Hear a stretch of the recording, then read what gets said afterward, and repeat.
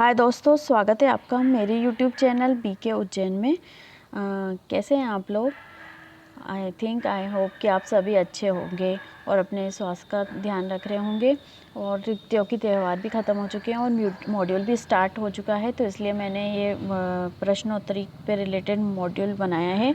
और दोस्तों, जो आपका मॉड्यूल है वो आपको 16 नवंबर से, देखिए मैं आपको दिखा देती हूँ, ये 16 नवंबर से स्टार्ट हो गया है दोस्तों, और ये 30 नवंबर तक चलेगा और ये 30 नवंबर तक आपको कंप्लीट करना है, ठीक है। और पहला जो मॉड्यूल है 7th मॉड्यूल, इसको आपको स्कूल आधारित मूल्यांकन मतलब स्कूल बेस्ड असेसमेंट बोला जाएगा।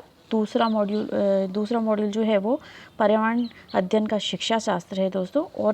और 9th मॉड्यूल जो है गणित का शिक्षा शास्त्र। इन तीनों मॉड्यूल को दोस्तों आपको 30 नवंबर तक कंप्लीट करना है।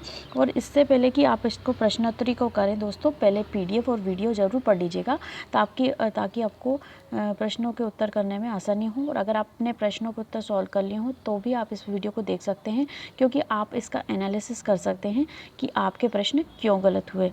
तो चलते हैं, वीडियो स्टार्ट करते हैं दोस्तों और देखते हैं कि हमारे प्रश्न किस प्रकार के हैं और उसका आंसर क्या है, ठीक है दोस्तों।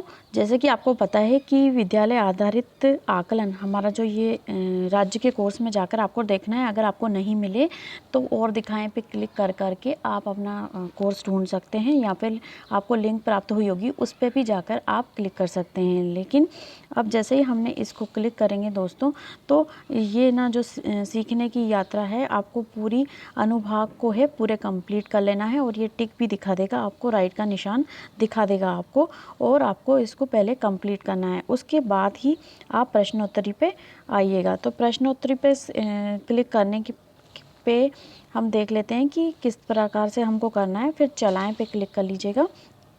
और जैसे ही आपने चलाएं पे क्लिक करा तो ये क्वेश्चन हमसे पूछता है। और ये इसके पहले कि आपने वीडियो पीडीएफ नहीं देखा ना, तो 1-2 बार ज़रूर पढ़ लीजिएगा दोस्तों, ताकि आपको अच्छे से समझ में आए, ठीक है। तो दोस्तों, पहला क्वेश्चन कहता है कि गणित में सीखने की अक्षमता का आकलन निम्नलिखित परीक्षणों में से किसके द्वारा उचित रूप से किया जा सकता है।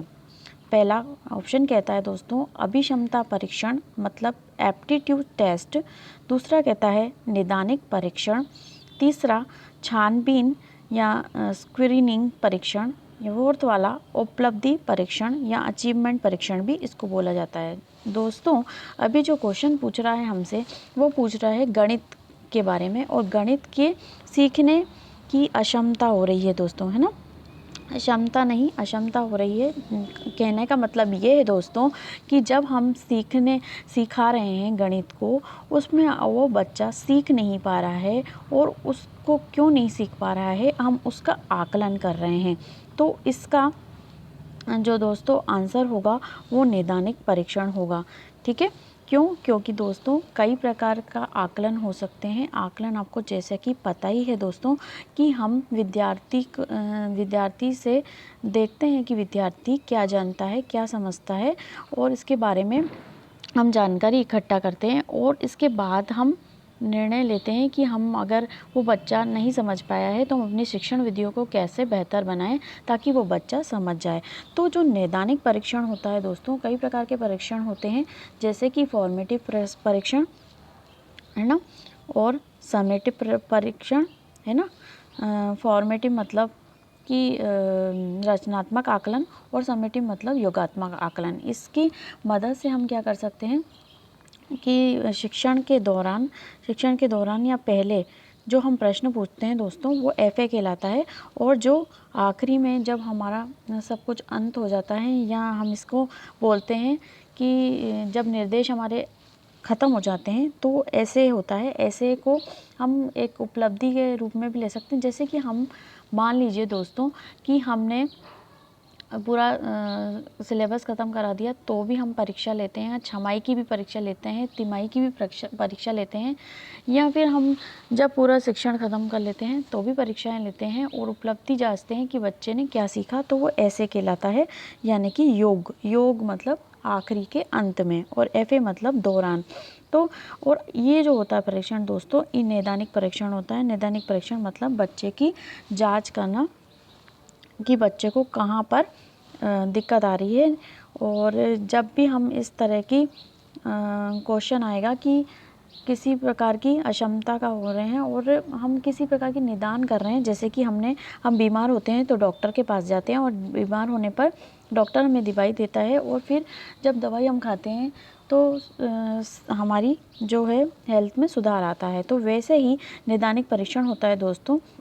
जैसे बच्चे को कोई प्रॉब्लम है या समस्या है, हम उसका कारण का पता लगाएंगे और कारण का पता लगाने के बाद उसका निदान करेंगे, मतलब उसका सॉल्यूशन करेंगे। निदान मतलब सॉल्यूशन। जब भी इस प्रकार का आकलन आए, मतलब कि सीखने की अक्षमता का आकलन आए, तो क्या करेंगे, ये नैदानिक परीक्षण हो जाएगा। आप समझ ही गए होंगे दोस्तों। अब नेक्स्ट बटन को क्लिक करके देख लेते हैं दूसरा क्वेश्चन क्या कहता है। एक शिक्षक कक्षा के कार्य को एकत्रित कर पढ़ती है, फिर छात्रों की ज़रूरतों को पूरा करने के लिए अगले पाठ की योजना बनाते हुए समायोजित करती है। वह क्या कर रही है, इस बात का पूछ रहा है। तो दोस्तों पहले तो आपको ये पता होना चाहिए कि सीखने के लिए आकलन, सीखने ये चारों आकलन आपको पता होने चाहिए। लेकिन मैं जैसे जैसे प्रश्न आते जाएंगे वैसे वैसे समझाती जाऊंगी, और अगर पूरे प्रश्न में नहीं आता है तो मैं अलग से एक वीडियो बना दूंगी, उसमें समझा दूंगी। ठीक है, तो हम पहले इसको समझ लेते हैं कि छोटे छोटे वर्ड्स में समझ लेते हैं कि ये है क्या।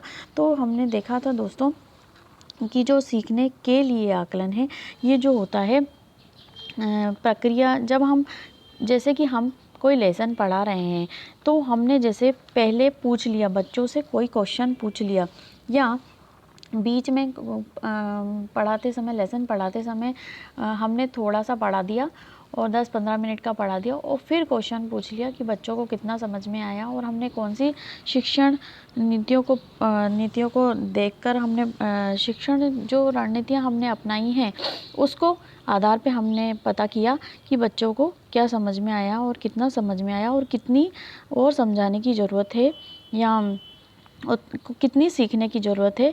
तो वो जो शिक्षण के दौरान होता है या शिक्षण के पहले, जब हम शिक्षण करने से पहले ही क्वेश्चन पूछ लेते हैं तो वो सीखने के लिए आकलन होता है दोस्तों। तो और सीखने का आकलन जो होता है दोस्तों वो सबसे बाद में होता है, मतलब वही जो हमने आपको बताया था समेटिव असेसमेंट या योगात्मक आकलन, है ना। तो और जो सीखने के रूप में आकलन होता है दोस्तों, ये तो बच्चा जो होता है खुद ही अपना आकलन करता है और ये सीखने के रूप में आकलन होता है। ठीक है, तो ये तीनों मैंने आपको बता दिए। तो अब जो प्रश्न होता है दोस्तों, प्रश्न ये कह रहा है कि वो जो शिक्षक है कक्षा के कार्य को एकत्रित कर पढ़ाती है और फिर बच्चों की ज़रूरत को पूरा करने के लिए अगले पाठ की योजना बनाते हुए समायोजित करती है। वह क्या कर रही है। ठीक है, तो अभी जैसे कि मैंने आपको बताया दोस्तों कि अभी जो उसका ज़रूरतों के हिसाब से अगले पार्ट की योजना बनाते हुए समायोजित कर रही है, तो इसका पार्ट जो है अभी कार्य जो है चल रहा है दोस्तों, है ना। तो दोस्तों अभी जो शिक्षिका है जो कार्य कर रही है वो अभी हमारा उसका कार्य ख़त्म नहीं हुआ है। जब भी इस प्रकार की जो चीज़ें पूछी जाएं दोस्तों कि शिक्षक के कार्य को फिर छात्रों की ज़रूरतों को पूरा करने के लिए अगले पाठ की योजना बनाते हुए समायोजित करती है, मतलब इसमें किसी भी चीज़ का अंत नहीं बताया गया है दोस्तों।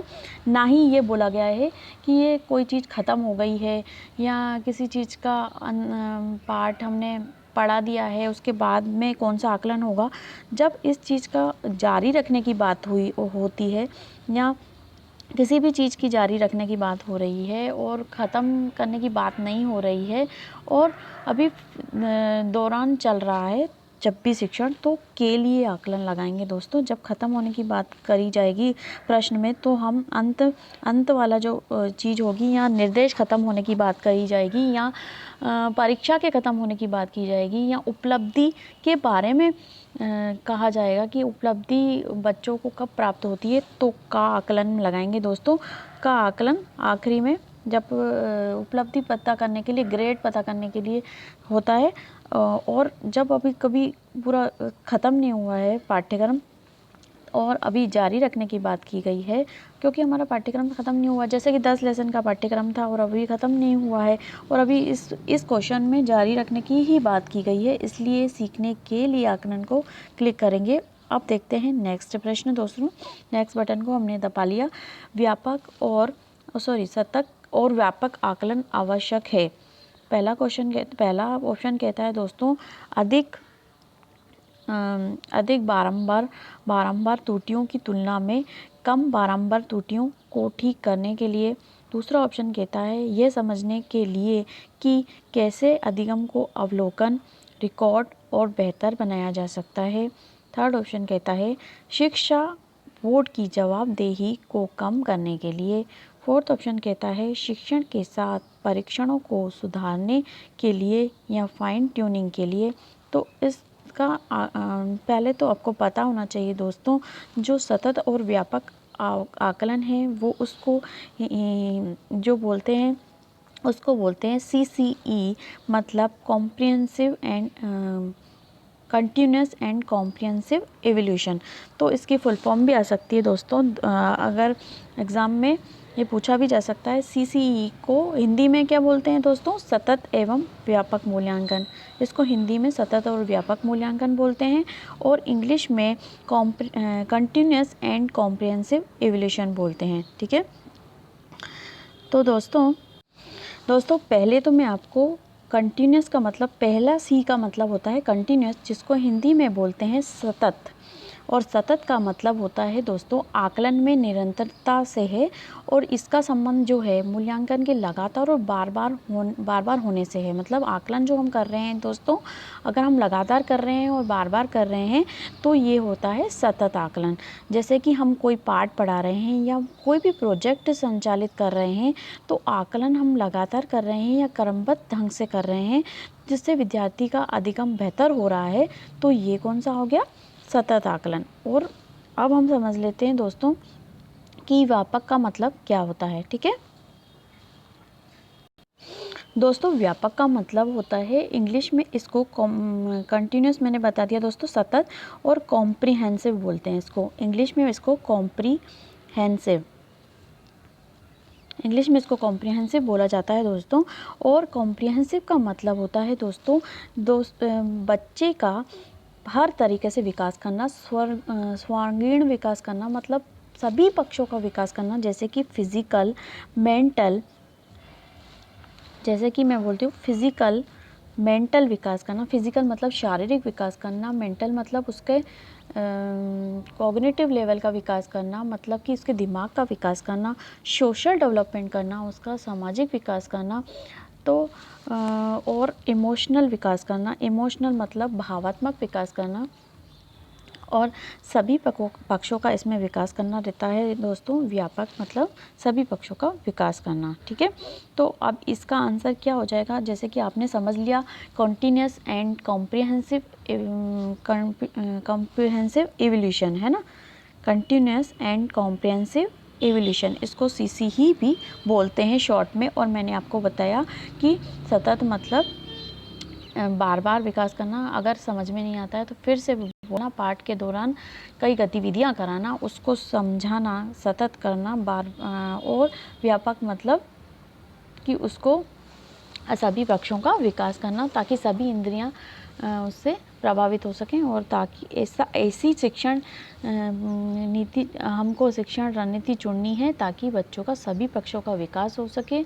और हम लगातार करते रहते हैं जब तक कि बच्चा पूर्ण रूप से अच्छे से समझ नहीं पाता है, अच्छे से कंसेप्ट को समझ नहीं जाता है, तब तक हम निरंतर इसका विकास करते रहते हैं। ठीक है,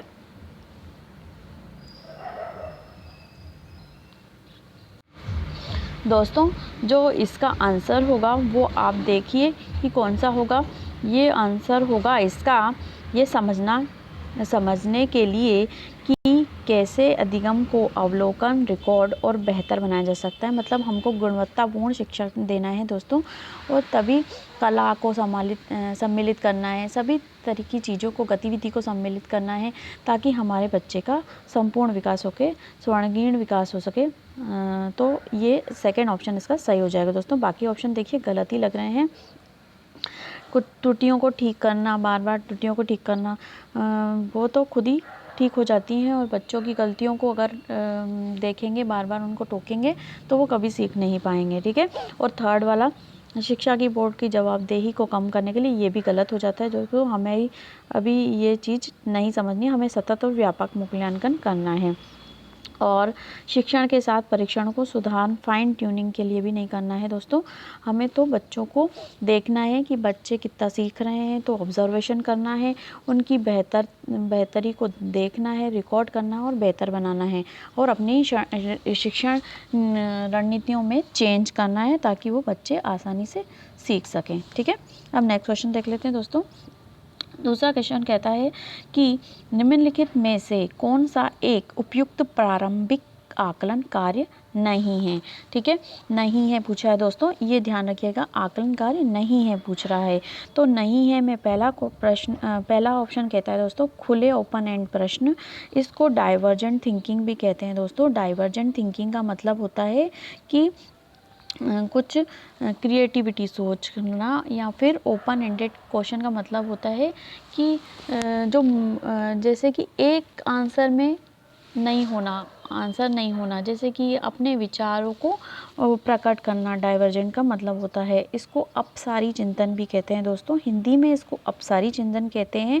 और खुले प्रश्न वाले प्रश्न जो होते हैं वो हम बोल सकते हैं, जैसे कि हमने बोल दिया कि मध्य प्रदेश की राजधानी कौन सी है, तो बस एक ही लाइन में आंसर आ जाएगा, ठीक है। लेकिन हमने उसको बोला कि आप महात्मा गांधी पर अपने विचार प्रकट करें कि महात्मा गांधी कैसे थे, ठीक है, तो वो क्या हो जाएगा, डाइवर्जेंट सोच हो जाएगी, और वो ओपन एंडेड क्वेश्चन हो जाएगा, क्योंकि इसका आंसर एक ही नहीं होगा, वो कई प्रकार से अपनी भावों को बता सकता है, ठीक है।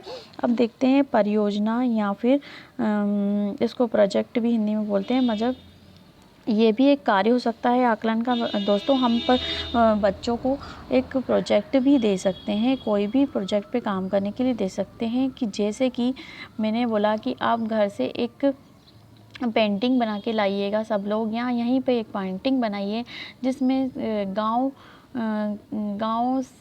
गांव से रिलेटेड सभी चीज़ें थोड़ी बहुत, मतलब गांव से रिलेटेड चित्रण होना चाहिए, शहर का चित्रण नहीं होना चाहिए उसमें। तो मैंने उनको बोला एक प्रोजेक्ट बनाने के लिए जो इस तरह से पेंटिंग से रिलेटेड था। ये भी आकलन का कार्य है दोस्तों, कि उसकी कितनी समझ है, और वो कितना बेहतर सोच पा रहा है, और कितनी कलाकृतियों को उसमें उभार रहा है, ठीक है।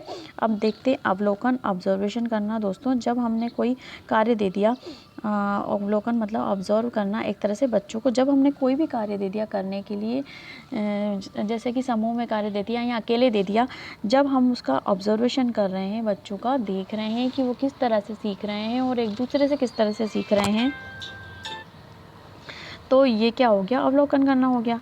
ये भी आकलन का एक भाग है, जिससे हम पता लगा रहे हैं कि बच्चे कितना सीख रहे हैं।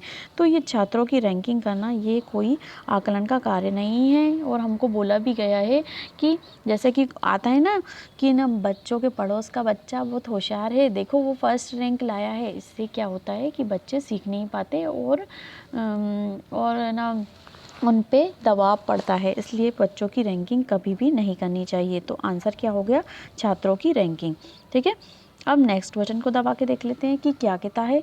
कक्षा में समूह गतिविधियों द्वारा छात्रों में निम्नलिखित में से किसे विकसित किया जा सकता है। पहला होता है दोस्तों नेतृत्व की भावना, ऑप्शन कहता है ना, पहला ऑप्शन ये कहता है। फिर उत्साह की भावना, तीसरा ऑप्शन कहता है सहयोग, और चौथा ऑप्शन कहता है अनुशासन। तो देखिए दोस्तों, जब हम समूह की गतिविधि देते हैं, मतलब कि हम समूह की गतिविधि देते हैं, समूह का मतलब क्या होता है कि बच्चे एक दूसरे से ग्रुप बना के हम कोई भी गतिविधि देते हैं, तो वो कैसे सीखेंगे। हम कोई भी गतिविधि दे सकते हैं दोस्तों, जैसे कि मान लिया कि हमने उनको कुछ भी पेपर से कोई भी कार्य करने के लिए दे दिया। पेपर से आप कोई भी चीज़ बनाइए ऐसी जो नॉन लिविंग हो, जैसे कि हेलीकॉप्टर, या फिर चटाई या कुछ भी ऐसी चीज़ हमने उनको बोल दी कि आप अपने पेपर से अपने मन से कोई भी चीज़ बनाइए, तो वो नेतृत्व की भावना उनमें होगी। सही दोस्तों, किससे विकसित किया जा सकता है? समूह में गतिविधियों को समूह में गतिविधियां हमको विकसित करना है, तो दोस्तों क्या है कि उसमें सहयोग की भावना आएगी, सहयोग की भावना उनमें जगेगी। ठीक है, जैसे कि पहला ऑप्शन देखिए, लास्ट ऑप्शन देखिए, अनुशासन। अनुशासन में रहने में बोलेंगे तो बच्चा कुछ बोल ही नहीं पाएगा। ठीक है, और नेतृत्व की भावना, लीडरशिप की भावना होती है। नेतृत्व मतलब लीडरशिप की भावना। तो लीडरशिप कब करेंगे? लीडरशिप करेंगे, एक बच्चा मॉनिटर बना देंगे तो बाकी बच्चे क्या हैं, उसके ही निर्देशों का पालन करते रहेंगे, तो ये गलत हो जाएगा दोस्तों। और उत्साह की भावना मतलब ये तो अभी नहीं है, हमें समूह की गतिविधियों द्वारा सीखना है, तो ये सहयोग की भावना हो गया। ठीक है, क्योंकि वो आपस में, देखिए मैंने आपको एग्जांपल बताया कि वो बोलेंगे कि आप क्या बना रहे हो, ये कैसे बनाते हैं, कैसे बनाएंगे, क्या आपको नॉलेज है, नॉन लिविंग थिंग के बारे में पूछेंगे एक दूसरे से, तो इस तरह से वो सहयोग की भावना आ जाएगी एक दूसरे से। ठीक है, नेक्स्ट बटन को दबा लेते हैं। अब देखते हैं नेक्स्ट क्वेश्चन क्या कहता है। छात्र अधिगम मानदंड मतलब बेंच मार्किंग हिस्सा है, ये किसका हिस्सा है ये पूछा जा रहा है। सबसे पहले आपको पता होना चाहिए कि बेंच मार्किंग क्या होता है। छात्र अधिगम मानदंड क्या हो गया दोस्तों? हिस्सा किसका हो गया? सीखने का आकलन, इसका आंसर आएगा सीखने का आकलन। अब ये बताइए कि छात्र अधिगम मानदंड क्या होता है दोस्तों? जो मानदंड मतलब क्राइटेरिया।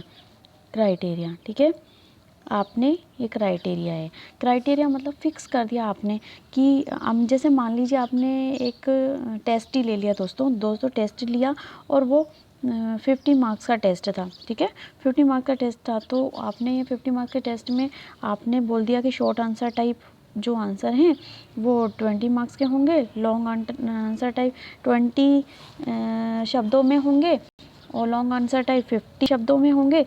इस तरह से आपने क्राइटेरिया फिक्स कर दिया छात्रों के लिए कि आपको कितने शब्दों में आंसर को लिखना है। तो ये क्या है? छात्र अधिगम मानदंड है।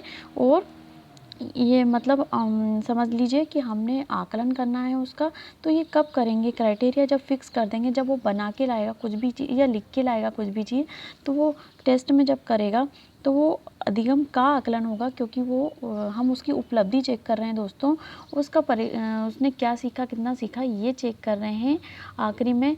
और उसका रिज़ल्ट क्या आ रहा है, जो हम पढ़ा चुके हैं, जो सिखा चुके हैं, उसका रिज़ल्ट क्या आया, तो ये इससे रिलेटेड सीखने का आकलन में आएगा। जैसे कि दोस्तों आपने एक प्रोजेक्ट बनाने के लिए दे दिया बच्चे को कि आपको स्वच्छता के ऊपर प्रोजेक्ट बनाना है, और आपको जो इसका क्राइटेरिया रहेगा दोस्तों, वो ये उनको बता दिया कि आप कलरफुल पेन यूज़ कर सकते हैं, लेकिन उसमें पिक्चर भी यूज़ कर सकते हैं, लेकिन उसमें आपको बनाना नहीं है कोई भी चीज़, प्रोजेक्ट तरीके पे बना के नहीं लाना है, सिर्फ पेंटिंग करना है। तो आपने क्राइटेरिया डिसाइड कर दिया कि आपको पेंटिंग करना है और पेंटिंग के ज़रिए बताना है।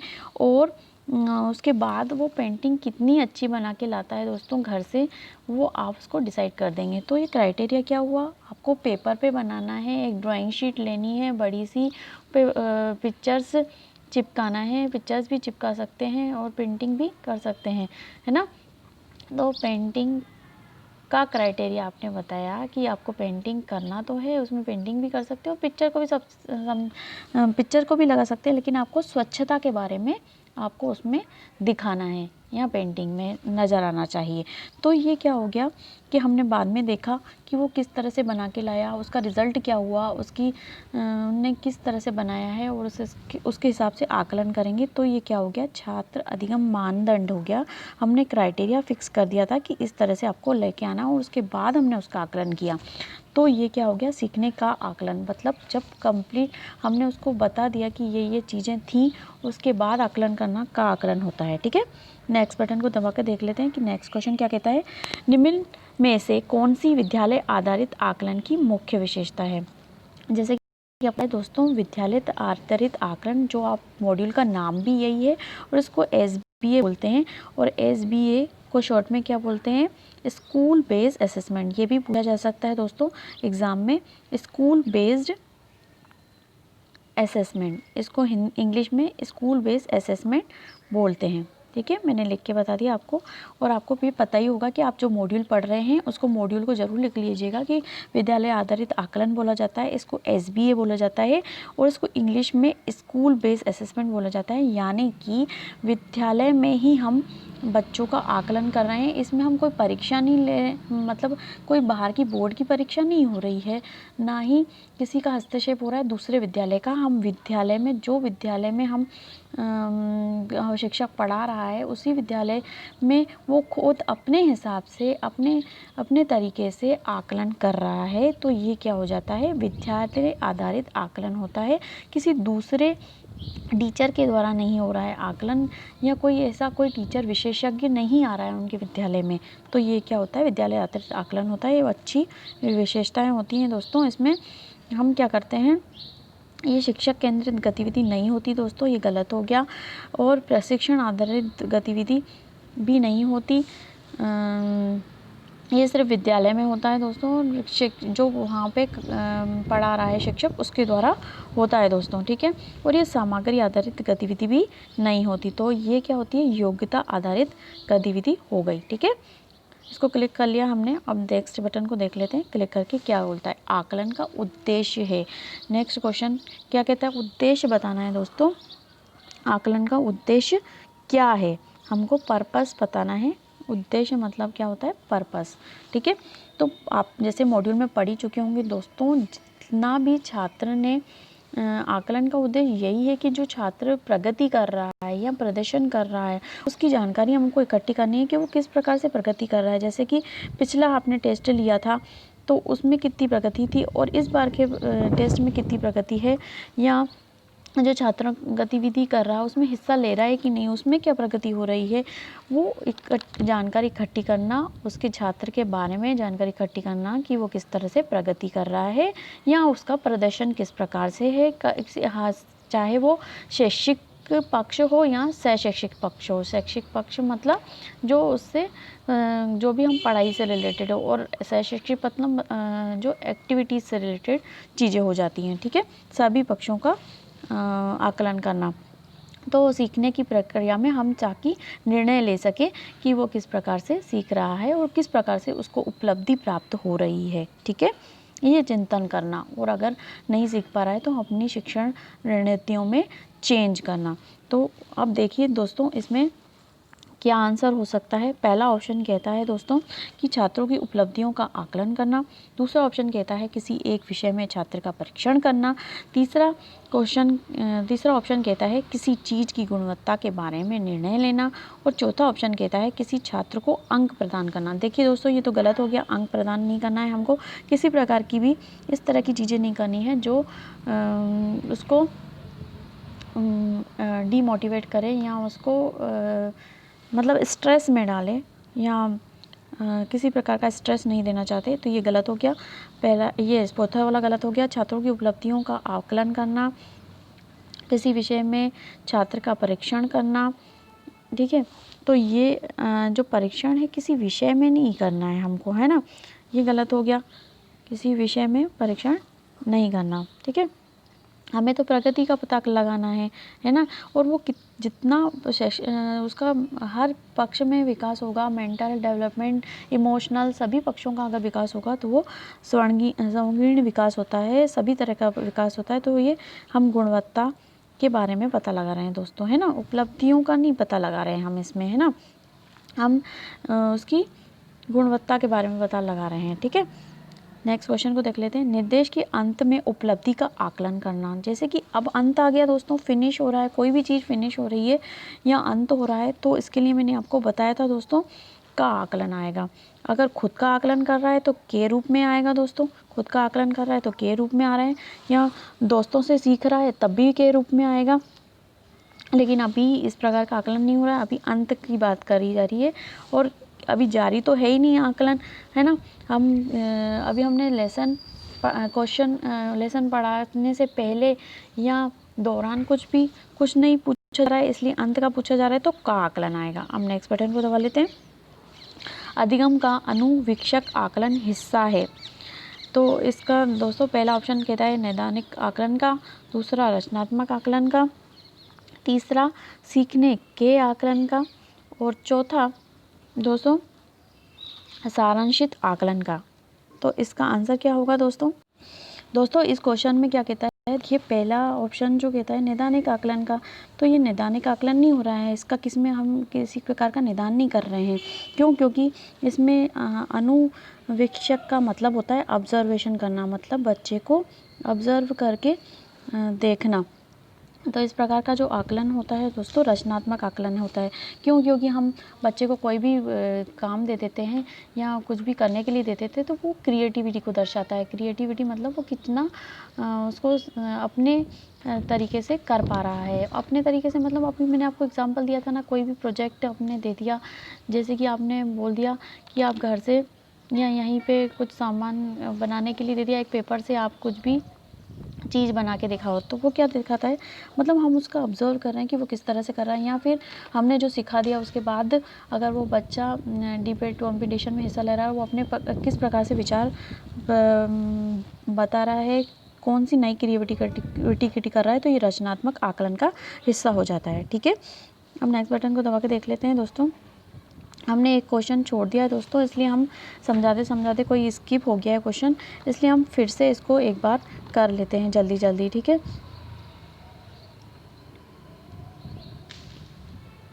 तो हम फिर से एक बार टिक लगा लेते हैं, है ना। इस क्वेश्चन का आंसर क्या था? गणित वाली अक्षमता का इसमें नैदानिक परीक्षण। ठीक है, दूसरा क्वेश्चन क्या कहता है दोस्तों, देखते हैं। इस क्वेश्चन का आंसर क्या होगा दोस्तों? सीखने के लिए आकलन, क्योंकि अभी ये ख़त्म नहीं हुआ था, ख़त्म की कोई बात नहीं हो रही थी, इसलिए ये हो गया। नेक्स्ट बटन को दबा लेते हैं। सतत और व्यापक आकलन का क्या हो जाएगा दोस्तों? यह समझना कि किस अधिगम को अवलोकन रिकॉर्ड बेहतर बनाया जा सकता है। ठीक है, अब नेक्स्ट को देख लेते हैं। प्रारंभिक आकलन कार्य नहीं है छात्रों की रैंकिंग करना। ठीक है, सॉरी, इसके बाद कक्षा में समूह गतिविधि द्वारा छात्रों में निम्नलिखित में से किसे विकसित किया जा सकता है?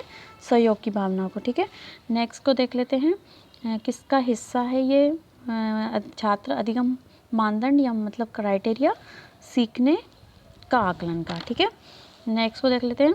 विद्यालय आधारित आकलन की मुख्य विशेषता क्या है दोस्तों? योग्यता आधारित गतिविधि। ठीक है, आकलन का उद्देश्य क्या है दोस्तों? किसी चीज़ की गुणवत्ता के बारे में निर्णय करना। निर्देश के अंत में उपलब्धि का आकलन क्या है दोस्तों? सीखने का आकलन है। ठीक है, क्योंकि अंत हो गया है, का आ गया। ठीक है, अब अधिगम में अनुवीक्षक आकलन क्या है?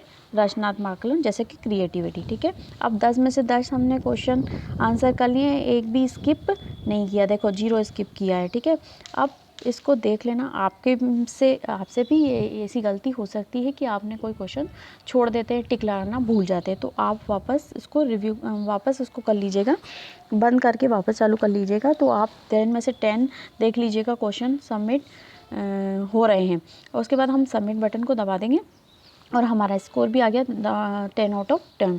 तो दोस्तों आपको मेरा वीडियो कैसा लगा ये बताना ना भूलिएगा। आप मेरे को कमेंट बॉक्स में कमेंट भी कर सकते हैं और आप मेरे सजेशन भी आप मेरे को दे सकते हैं। और आप चाहते हैं कि मैं किसी और टॉपिक पे वीडियो बनाऊं तो मैं उस टॉपिक पे भी वीडियो बना दूंगी। आपके सजेशन मेरे लिए बहुत वैल्यूबल है, मेरे को मोटिवेट करते हैं दूसरा वीडियो बनाने के लिए दोस्तों। और हाँ, अगर मेरा वीडियो अच्छा लगे तो दोस्तों को शेयर करना ना भूलिएगा। और हाँ, और अगर आपने मेरे चैनल को सब्सक्राइब नहीं किया हो तो इस चैनल को सब्सक्राइब ज़रूर कर लीजिएगा दोस्तों, ताकि आपको आने वाला वीडियो, और बेल बटन को भी दबा लीजिएगा ताकि आने वाला वीडियो आपको सबसे पहले प्राप्त हो सके और आपका कोई भी वीडियो मिस ना हो जो मैं आपको वीडियो दे रही हूँ। ठीक है, तो दोस्तों मिलते हैं अगले वीडियो में अगले कंटेंट के साथ, तब तक की बाय बाय, सी यू।